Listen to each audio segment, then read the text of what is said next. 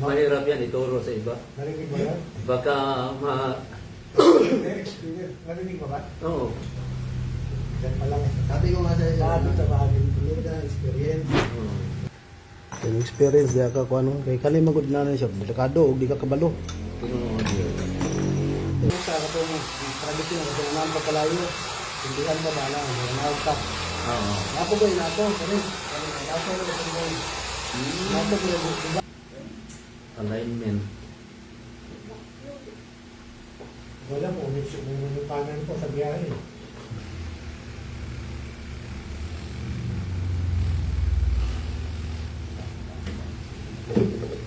Relax mo lang yung,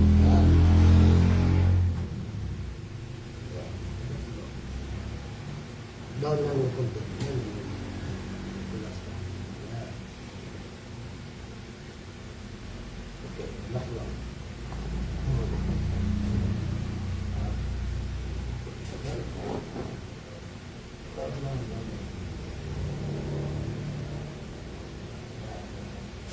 Oo.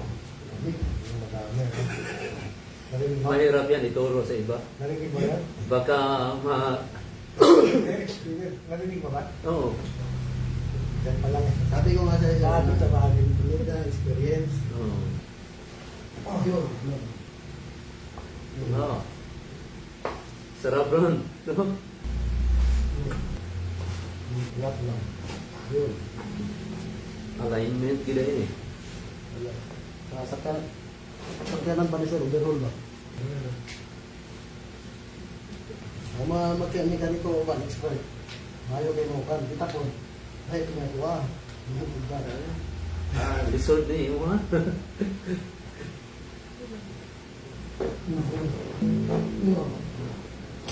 Relax lang. Relax lang.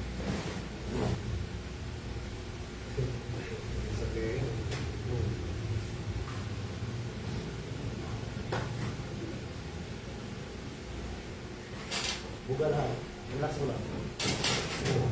Ano to? Hindi. Pag, di ba Brian, pag, Relax mo siya, sandali. oo.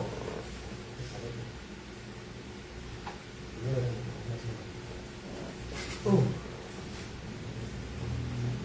Relax mo. So, kailangan ito paluwagin. Ito, Tigas ba siya?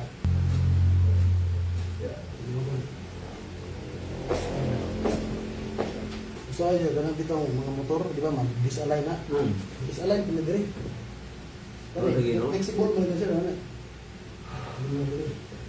Huwag yun ang mga motor yun. Pa-align yun. Disalign. Kanina, disalign na yung usahay. Sabi niya, pantay ba? Sabi niya, pantay naman. Kasi minsan, sir, pag masyado na masakit yung dito mo, yung nerve yan, bugat, parang pipigilan kaya ito, yung takas kaysa na dito.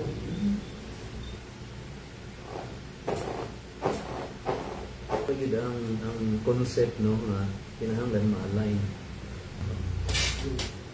Pero di ba kayo pwede pa ma-align ba hindi pa for replacement? Oo.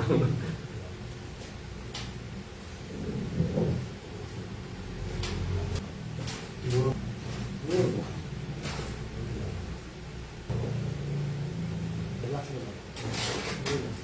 Mas gumala ito. Mag-aano yung katawan mo. Nararamdaman niya, magaling ka na. Experience eh. Oo, magaling ka.